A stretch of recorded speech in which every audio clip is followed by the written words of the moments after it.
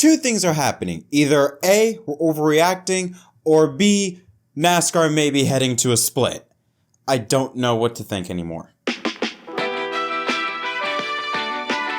Yo, what's up, everyone? Welcome back to the episode of Inside Lines. Before we get into it, my mount adapter broke, so because of that, we're going hands-free. Don't worry, I'll have that fixed hopefully by the end of the week. But we have a story to talk about here, and this may not be good. May not. It could be just an overreaction, but it may be very bad. Y'all know the split between IndyCar and CART that happened in 1994. It was basically the death of American open wheel racing as we knew at that point in time. And you could even say to this day, IndyCar hasn't really recovered from that incident. Well, a report from Adam Stern suggests that maybe something is happening between NASCAR, the organizations, and the RTA, the Race Team Alliance. It says that the Race Team Alliance is deepening its relationship with Wasserman to have the sports marketing agency look into the possibility of holding exhibition races, a potentially stunning development that suggests that NASCAR's biggest teams could organize their own events in the off-season. The article further states that it has been hired to explore exhibition race opportunities, both domestically and internationally, via a request for information proposal, very exploratory. Wow, this is potentially very scary. We know that the disagreement between NASCAR and the RTA has been public for quite some time. I mean, they have gone out public saying that they are not happy, very dissatisfied with NASCAR's communication and the lack of basically collaboration between the two on what the next TV rights deal should look like in 2025. Obviously, the race teams want a bigger cut, a bigger piece of the pie, mainly because no one, not even Hendrick Motorsports, can make a profit competing in NASCAR. So now with this potential new development of the RTA working with the sports agency to hold races basically not NASCAR sanctioned, that could be scary. First of all, it'd be very difficult to have drivers be a part of it, considering the fact that drivers already work from February to November with only 1 week break. Very hard, I think, to get the drivers to sign on to wanting to run even more races during the holidays, during the off season. The article states that if the RTA found an interested suitor, the exhibition races could start as early as the 2023 off season, one of the people said. Now this, like I said, could be the potential of something catastrophic. Let's first talk about the cars they would be running, because they can't run NASCAR style or NASCAR themed race cars. So they would have to start building new race cars or create something that looks nothing like the NASCAR stock cars that we see every Sunday. And they're already barely making a profit. So I don't know. I'm not going to get into specifics in terms of money, how that would work. But I mean, this is not good to have the RTA wanting to run exhibition races that are not NASCAR sanctioned as a way of looking to make a profit.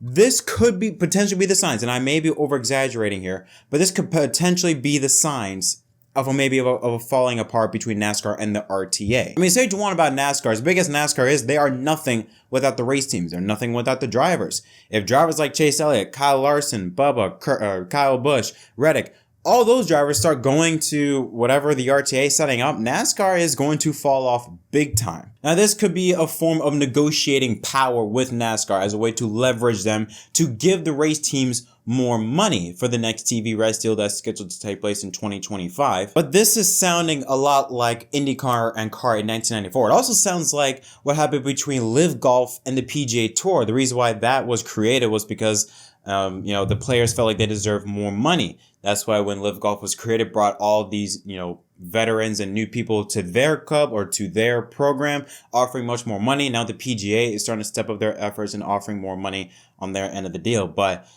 I mean, I really don't like this. I really don't like this. Whenever it's good on one side, because I do believe that the teams deserve more money than what they're giving now. I do think it's ridiculous that a team like Hendrick Motorsports can't even make a profit with how many big time multi-million-dollar corporations like Ally, Axalta, Napa, Hendrick Cars, I guess you could say, Valvoline, with as many sponsors as they have, for them to not even make a profit is very concerning. And I think NASCAR should definitely give them a bigger piece of the pie.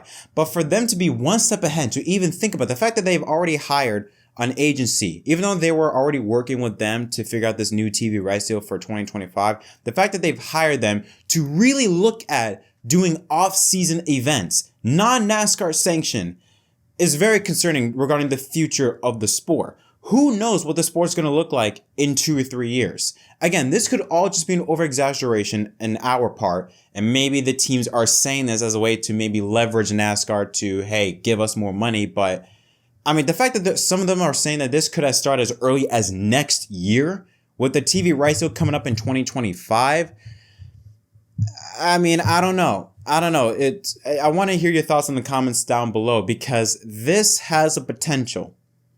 If we're not overreacting, this could be detrimental to the future of stock car racing, especially when you have Formula One that is just taking over America by storm right now.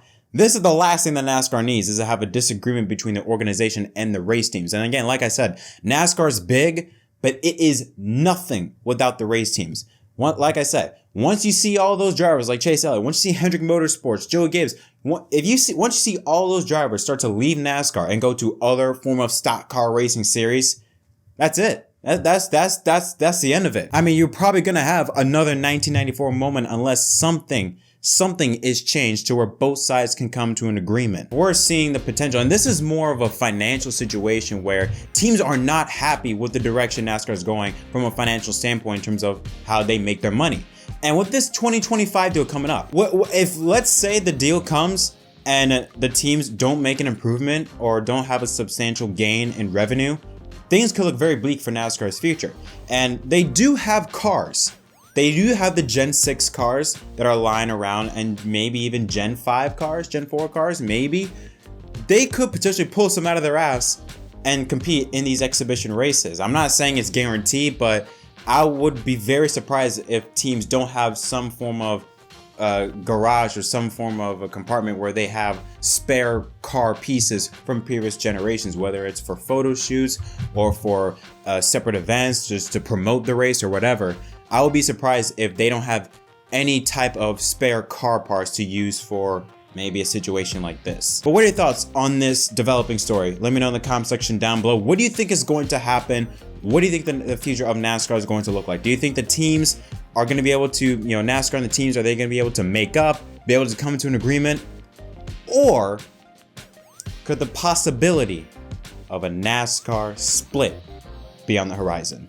Let me know your thoughts in the comment section down below. As always, don't forget to leave a like and subscribe for more content. Until next time, my name is Jett from MDK. Thanks for watching.